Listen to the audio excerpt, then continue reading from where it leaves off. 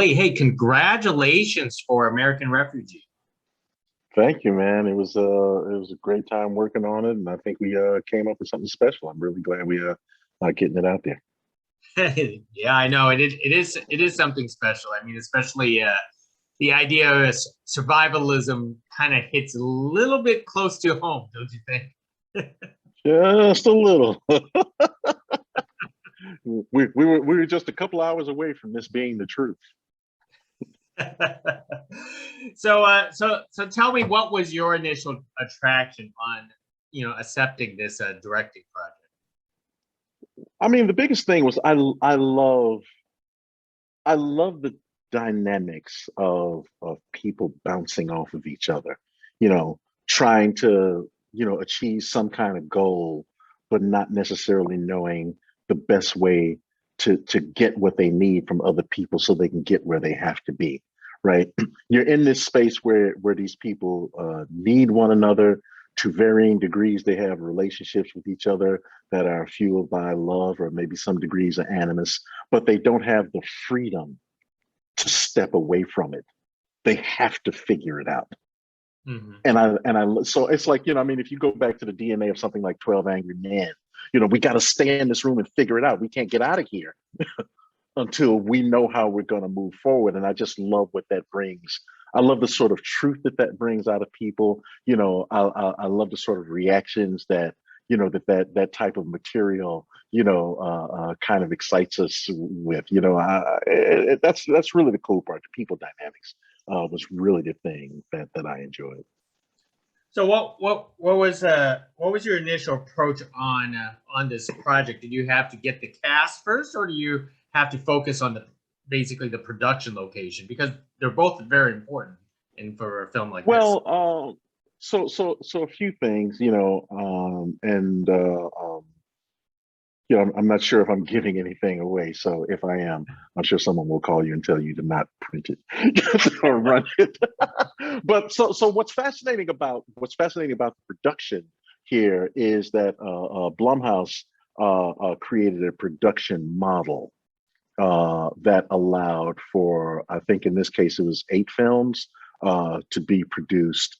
Um, and what was interesting about it is that our above the line, which is our talent, the writers, the stories, were changing, and a lot of the below the line, like the certain crew, were being held on. So basically, you didn't have to shut down a movie and start a movie up from scratch. It's like there's a crew in place, and now which story we're going to tell and how are we going to go about telling it. So that kind of streamlined a part of the process in terms of producing it. And then on the other side of it, casting, originally these characters were written as white characters, Greg and Ellen specifically. Winter was a white character, and the rest of his family as well. And one of the things that I brought to the table was a desire to have them be people of color, because I just thought it gave an interesting twist to how this story unfolds. Hmm. Right, having if this is a white family, then as much as these two families might still be at odds, there isn't that extra layer of trying to figure out, how and why does race factor into this, if it does at all. So by injecting that into the story, it just becomes another thing you have to contend with. Right, when I say this, when I do this, how is this being perceived?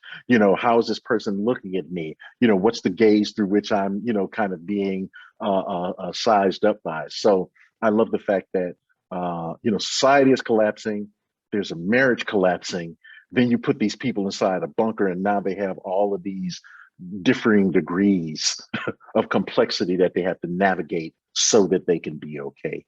That is just wonderful, rich material for me.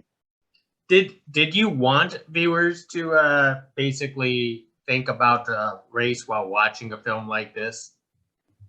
Well, yes and no. Yes, because I'm putting a black family in a bunker with a white family. And so to the extent that you think about race, you're going to be, having your singular reactions. And you're going to believe things about these characters that may or may not be true, that you may or may not see play out on the screen. But it's just interesting when people bring, uh, their fears, their trepidations, their sensitivities, their vulnerabilities to a piece of work, because that's how you get people engaged. If I were in this circumstance, what would I do? Right. And so that just, again, race, and a certain type of sexuality plays out, in this space. And I think it just forces the viewer to even engage with themselves in a way that they might not if you removed one layer of complexity. So, a white guy watching this story having to contend with, what would I do if I actually needed a Black family to be in a space that I constructed to save myself? Even if I didn't inherently dislike Black people, do I think I need to do or be or act in some way other? Like, it's questions, questions, questions. And those questions make it interesting. I don't have to answer them all, right? I just have to answer the ones that we inject into the story in a real way that need some resolution so we can get to where we want to go. But in terms of how we as viewers and as an audience engage around these difficult notions about what we believe about each other, we might have to figure that out in our own space and time. And it's work like this, I think, that forces us to do that. Now, what was the timing of your production? Was this before the pandemic, before, protests, before, insurrections and everything? Well, this original script, I don't know exactly when the script itself was written by the Bug Melters, but they've been shopping it for a while. And Lisa Bruce, our one of our producers, was a champion for them and a champion for the material. So it landed at Blumhouse. But when we shot, it was earlier this year. It was summer of late spring, early summer of 2021. We had I don't know, a 6 or 8 week pre-production period, and then we shot over the course of, I think, 20 some days in April and May of this year. So we had to deal with all the COVID protocols and all of that. But in terms of how it was rendered, all of the sort of creative ideas about where does this live in relation to where we are in our country. All that stuff happened this year, 2021. Oh, wow. So while in the middle of production, all of this was in the back of your minds. In the front. Now, location-wise, did you guys have to build a set, or do you actually picked out places out in the countryside? Combination. We shot in the Southeast New Orleans area. So there's a big house that was a physical location that we found. There were a couple of street scenes, and that were practical locations in and around the area. The biggest build was the bunker, and that wasn't built on a sound stage. There was another physical location that we found that a production team went into. Al Dwyer did an amazing job of going in there and turning, like an old warehouse into, this incredible bunker that we sort of imagined. Just kind of trying to think what could go underground, where could it be, what would it look like? It was just it was fantastic being able to build that particular set. I was gonna say, if that was an actual bunker, I can't imagine being so contained and trying to film in close quarters like that. Well, one of the things so in constructing the set, there are a lot of, hard practical walls and those sorts of things.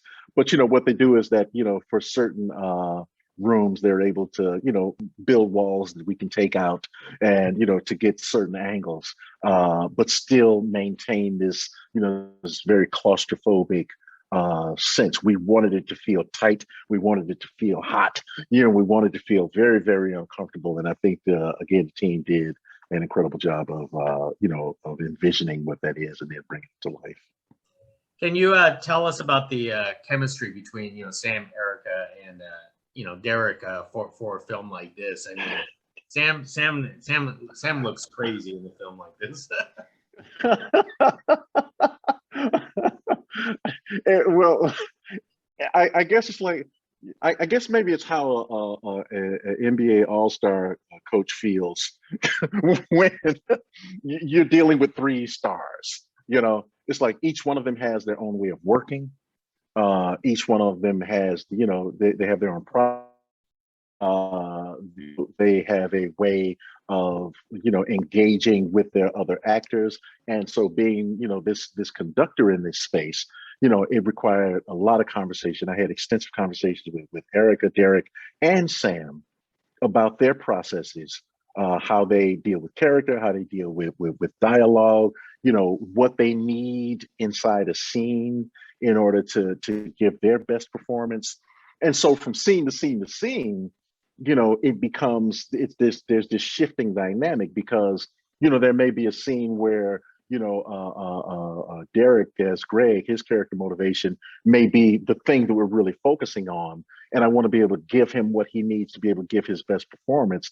But I still want the other characters to have some space to, you know, to play and, you know, and bring what they want to bring to us. So it's just this shifting, you know, play with. There's a lot of nuance going on, and understanding with each of them what they needed, sitting down with them as a group, and not necessarily having one or the other try and formulate what they were doing to service the other actor, but simply having an actor be aware of, oh, that's how she's approaching this. Oh, okay, well, I'm doing this, and so there's some magic. You know, it's fascinating.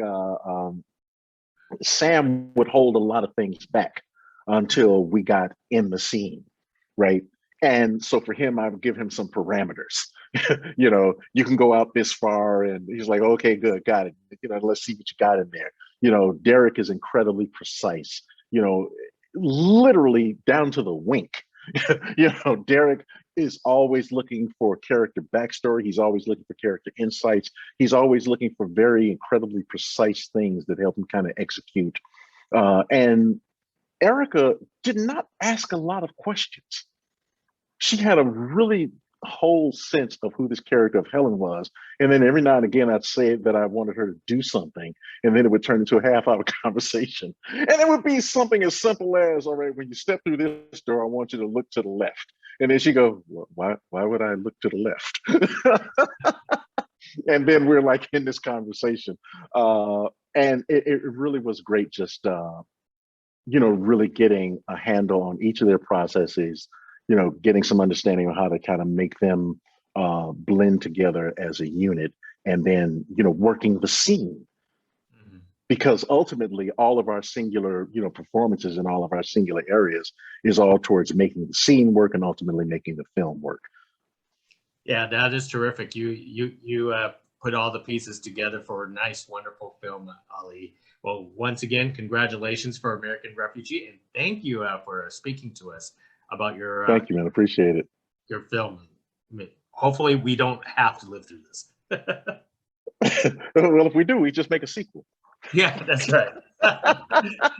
Appreciate that, Ali. Hey, next time. All right, man. Next time. You got it. Thanks. Bye-bye.